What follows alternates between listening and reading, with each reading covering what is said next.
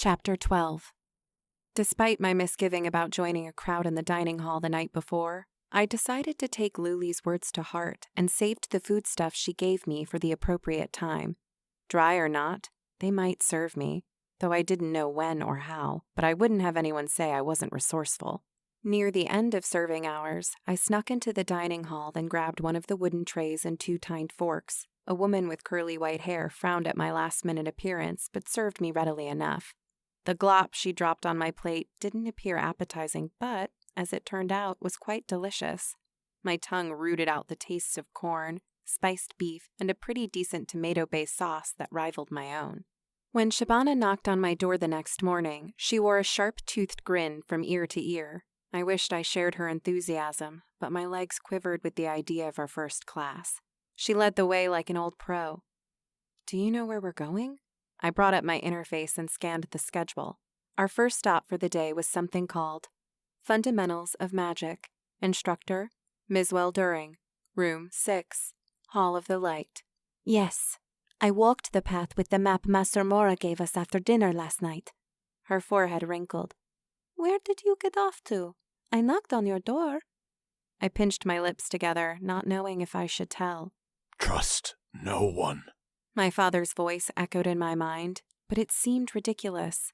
Other than a little competitive streak displayed during our staff practice at the Fowler Foundation, Shabana had been nothing but gracious to me. So I answered. "I went into town. I got a job." She stopped in the hallway. "You've been here for less than a day and you've already found employment? How will it work? Where? How will you practice magic? What hours will you keep?" "Do you disapprove?" She shook her head. "To the contrary, it's great. You'll earn some pocket coin."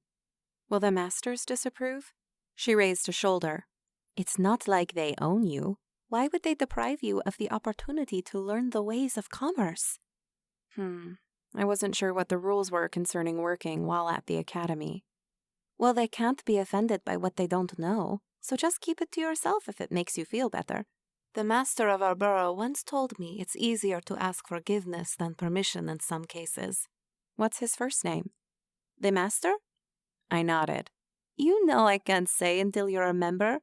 There are those who would pay high sums to know of such a person. Those who remain in power who might not take kindly to a man who gathers like-minded adventurers and laborers to build a town of his own without paying taxes to some regent or other." She shoved a gentle finger against my shoulder. The tips of her ears bent as if to point at me. "And no matter who you meet, or how you might think they're trustworthy, you'd honor Destini's kindness for taking you in and saving your life by staying your tongue." I frowned as the Michonne woman glared at me. It was the first time I'd seen such an expression tightening her pudgy high cheeks. "I will never speak a word of your home to anyone who doesn't live there. My gratitude for your kindness is endless, and I would never betray Miss Destiny." She nodded curtly, then her expression softened, and she locked her arm inside the crook of my elbow. "Good. Now let's get to class. Open your schedule and let's compare." As it turned out, being first-year students at the academy who trained in the light discipline meant we shared all our classes except for electives. Since Shabana had already walked them off, I'd just follow her around. We entered the student library and took a right through double doors. At the bottom of a few steps, we walked across the cobblestone path to a wide single-story building I hadn't noticed before to the left of the massive field I could view from my dormitory window. There were no spires or other discerning features, but it was constructed of the same heavy stone bricks as the other buildings. "How do you think they built these monoliths?" I asked. A young woman with flowing golden hair and pointed ears passed us on my right as her determined gait carried her toward the building ahead. I gawked. "An elf. Destiny and I have discussed that very topic at length. She thinks the campus was built by special people 2,000 years ago, that the whole place was formed by the goddess's hand. It might sound crazy, but we have evidence it happens." Shabana swept a hand across the air in front of us. "And how else would you move those bricks?" A young man, hair cut so short on the side his flesh was visible, shoved her hand aside as he passed on the left. "Watch where you're waving your hands." A few feet past them, he uttered a word under his breath. "Beast." My jaw dropped. Did he just call you a beast? Shabana's expression went from the same tight one I'd seen moments earlier to a relaxed half-smile. Some hold to old sentiments. We arrived at the door and she held it open for me. Our sandals snapped against the polished wooden floors. Another boy squeezed by to catch up with the former, then turned to peer back at us. One side of his mouth pressed tighter together than the other. What sentiments are those? She waved a dismissive hand. There was once a Trent uprising, and their basilisks caused havoc across eastern Rubal. Although the Michonne had nothing to do with it, we were driven from our farms once the uprising was contained. Many people still blame us, though. After it happened, my clan traveled north to the place where the Foundation would later be founded. But we were driven from there by a true beast race. Long story. We were nomadic. Then our master came, told us he'd reclaimed our territory, and invited us back. That was about 2.5 months ago. Wow. An appropriate response. She leaned in and whispered, Don't worry about me. She cocked her chin towards the boy's back as he turned into a side room. Nor should you worry about bigots like him. We filed into the same room where the boy had disappeared. I spotted him in the seat closest to the door, but redirected my gaze before he caught it. Stairs filed up through rows of desks. Shabana pointed toward the back right corner, and I nodded. When we'd taken our seats, I watched the doors as others filed in. When the seats were filled to about half capacity, a door opened. Then a short man with a long gray beard and a knotty walking stick sauntered in, his back hunched under the weight of age. And he wore spectacles with rims too thin to see clearly from my vantage point in the rear. He reminded me of wizards from stories my father told me when I was a child. The walking stick was a nice touch. The man walked to a wide marble-topped table enclosed by painted planks of wood in the center of the dais at the front of the giant room. He set aside his walking stick, then placed fingertips on the tabletop, though his palms never touched it. His voice boomed and echoed to us. I am Master Miswell During. You may call me Master, Master Miswell, or Master During. This class is Fundamentals of Magic. Although I didn't choose the title and find it a quite inept description of the curriculum, I was outvoted. He waved a hand in a circle overhead. Welcome to Rule by Council. A few chuckles rose in the room, but I didn't get the joke. I'm pushing a text to your interfaces, but we will rarely read it here. Use it to round out your knowledge of the topics we discuss and in preparation for examinations. Any questions? The boy who made the unseemly comment outside raised his hand. The master winked his eyes before calling on him. Yes, Johinter. Will we be learning about the mythics of old in this class? I see the local rumor mill is hard at work. Miswell shook his head. We will not. There's nothing fundamental about that topic. That he'd used a word from the name of the class to dismiss the topic right after saying he was overruled on the title struck me as disingenuous, like these mythics were a sour subject. The instructor expanded no further, and I decided to ask Shabana about it later. But when I turned toward her, she shook her head as if she'd read my mind. The instructor continued. Any other questions? When no hands were raised, he nodded and pedaled around the table without the benefit of his stick. While opinions vary, I will not expound at length about the blessings of the goddess, and you might rarely hear the word Solara in this hall. If that offends you, please see Master Ashan for your daily fill of piety. You've all met her, and she can be found in the Academy Temple. Instead, we will focus on the basics in our first year. Attributes, spell classes, mana distribution, and the like. If this bores you, or if you are so offended at my secular curriculum, I invite you to make haste for the door, because even though I didn't name this class, I certainly control it. His eyes narrowed beneath his bushy eyebrows like he was daring someone to object. When no one did, he leaned against the high table and pressed his back against the marble top. His hands swept the air before him, then glowed. Azure tracers of light followed in the wake of their motions, blooming brighter. The master rose into the air, then settled onto the tabletop. Oohs and ahs filled the room. What you've just witnessed is my levitate spell. I'm sending you the description. Read it now. He swept a lazy hand in our direction, then my screen filled with text. Levitate. The caster rises up to 10 feet in the air and can float freely in any direction for up to 10 seconds. Level 20. Type, channeled spell. Cost, 15 mana per second. Discipline, light. Duration, 10 seconds or until ended. Cooldown, 30 seconds. Here you'll see a description of the spell, the level requirement, the mana cost, the associated discipline, light, shadow, or agnostic, and the maximum duration of the spell. I noted how the readout was similar to the skill I'd learned during staff practice. You have learned a new attack, leg sweep. Swing your staff at your opponent's legs to disable them for 5 seconds. Level 2. Type, offensive ability. Cost, 5 stamina. Cooldown, 10 seconds. Since leg sweep wasn't a spell per se, it lacked a mana cost and instead drained from my stamina pool. Since it wasn't what my interface called a channeled spell, I assumed it carried a one-time cost. Master Miswell clarified. You'll note how this channeled spell not only comes with a base mana cost of 15, but also uses that amount per second. While the majority of spells for a given class are not channeled, they can become quite resource-intensive. As you'll learn in your time at Warrington Academy, balancing the use of your resources is crucial to success in combat. Hands shot up all around the room, but the master waved them away. I have not instructed you sufficiently for you to ask questions formed on solid foundations. Today's class is a lecture. If you have questions, there will be a 5-minute session at the end of class. I find this method of instruction saves time since I will likely answer many of your queries before we're finished. If you leave class feeling unclear, refer to the text you were provided. If you still can't figure out the answers to your queries, you may set an appointment to meet with me. Shabana smiled and leaned toward me. Seems our first teacher is a hard case. Master Miswell's head whipped around and his chin cocked upward.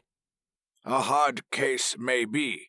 Your best source of knowledge regarding magical foundations in Enora? Definitely. He winked his eyes and added, Miss Shabana. The Michonne's face flushed the color of sliced beets as heads throughout the room swiveled in our direction. I spied smiles, scowls, and expressions of confusion. Attention flitted from her to me, but I raised my chin and focused on the instructor until he continued. The weight of their gazes sent ripples of apprehension up my spine. Hurry up, continue. When he did and the heads faced front again, a weight lifted and I realized I'd been pressing my fingernails into my palms. Let's use levitate as an example to illustrate an important concept. Spell disciplines. Feel free to make notes in your interfaces, but you'll find this information in the texts. There are 3 spell disciplines: light, shadow, and agnostic. While some might intuit, agnosticism is a religious principle when taken in the context of magic disciplines, I assure you it is not. Where light and shadow skills often, not always but often, require a trainer to learn, some spells can be learned automatically through a combination of magic potential and a person's intuition.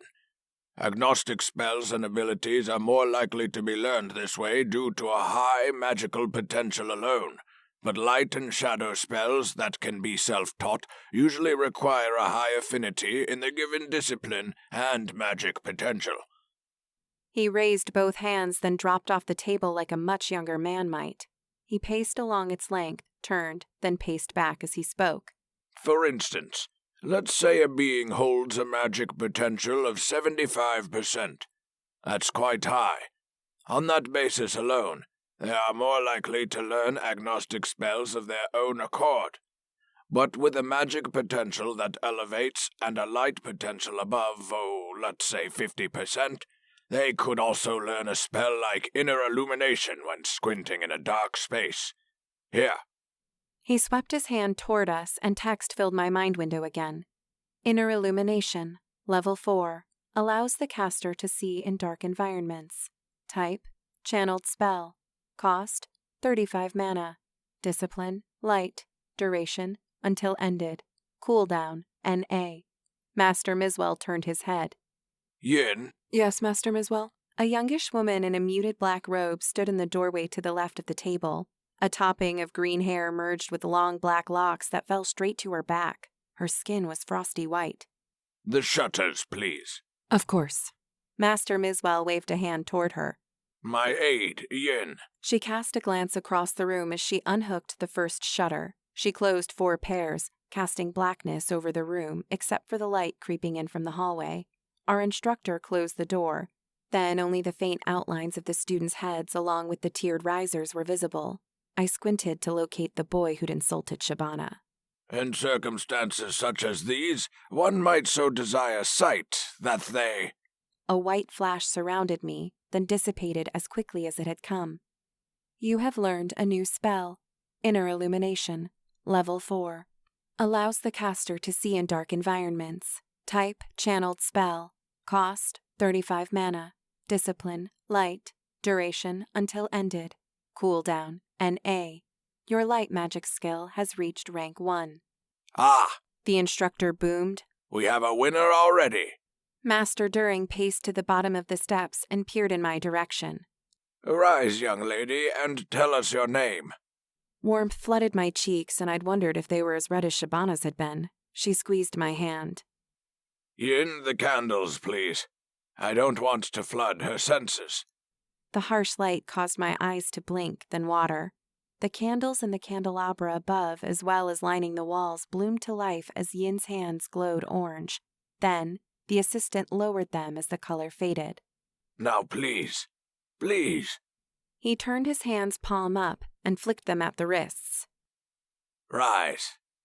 Given no other option, I rose and said my name. Tess. Then I dropped down again. I set my eyes on Master Miswell During when the weight of the students' gazes proved unbearable. Tess of Milbury, I see. Well, Tess, perhaps you can help me illustrate. He ascended the first 2 stairs. What's your magic potential? I scanned the faces of everyone in the room to find all their gazes glued to me. Smiles, scowls, confused frowns. My heart knocked against my ribs as if it wanted out. A shy one, I see. Well, no matter. Come, you're among friends here.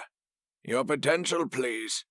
Magister Lyra's respect for my desire to keep it secret, even if intuited, left me conflicted. The last thing I wanted was to stand out, but elusiveness would undoubtedly spur curiosity in the other students' minds. I frowned. 100%. The jaws of 2 students nearby dropped. One was a girl with cropped hair that rose high in the back while her bangs flooded down to her eyes. The other was a boy about my age with no hair to speak of. Come now. Speak up. The master said. I coughed the incessant stone from my throat. 100%. What? The instructor jerked. He took a couple more steps toward me, his toe catching on one of the stairs. He recovered, then tilted his head. Are you my first joker? Having a go at me, are you? I shook my head. I would never. 100. That borders on impossible, young lady. I shrugged, not knowing what else to do. Why, I haven't seen the like in ages. There isn't a master in this academy with that potential. Really? I asked without thinking. Yes, really. Not that I'm aware of. He shook his head in derision. I know I said I wouldn't profess as to religious sentiments, but you are a blessed being, Tess of Milbury, and I expect great things from you. He shoved an unforgiving finger in my direction. The knotted knuckles of his extended digit loomed like a sword to my throat. And what is your light affinity? 24%, although I'm certain it was 23 yesterday. Right. Learning a single spell raised your affinity because of your high potential. Impressive. The warmth in my face refreshed itself. So, class, you'll note that when I said a more reasonably high potential in the 70s combined with a light disposition of around 50 might allow someone to learn spells automatically and out of focus or necessity. But our new friend here, Tess, has the maximum possible potential, which means she required a lower light affinity to learn Inner Illumination. He half bowed. Congratulations, Tess of Milbury. You now have sight that shall serve you in the bowels of darkness for the rest of your life. The student who'd called Shabana a beast earlier threw up a hand. Master Miswell nodded. If you must. The boy, young man, whatever, thrust a finger toward the master's assistant. She cast a fire spell to light the candles. Doesn't fire require shadow magic? My first thought was that his question had taken the focus off me, and even though he'd been so rude to Shabana, I could appreciate that. But then it occurred to me that the change of subject belittled what Master During called my blessing. Even though I lacked frequent exposure to people and had little to compare by, his question left me with the sense he wanted to be the center of attention. My polar opposite. A slow smile stretched the Master's wrinkled features. Ah, so you didn't come in totally blind, I see. A low rumble of laughter filled the room. Indeed, my assistant is schooled in the shadow arts and could burn you to ashes with little more than a thought. I gulped. The boy turned his head to face forward, like his ego couldn't bear the weight of a shunning. One day you might advance in the light enough to feel a chill when she's nearby. Well, let's address the question you wanted to ask. Why would I select an aide who is versed in the shadow? I decided I liked Master During. The way he stifled the bigot's ego, then turned it to a teaching moment, was worthy of my respect. Who would venture a guess? I raised a hand. You have thoughts, Tess of Milbury? I nodded. It's as you said. We're not here to learn light or shadow, but the fundamentals. What better way to teach us than by having such an aid to display what skills you cannot? I paused as I considered how my words might be interpreted. Master. Correct, Tess. He paced back to the table, levitated, then sat atop it again. You will see me after class.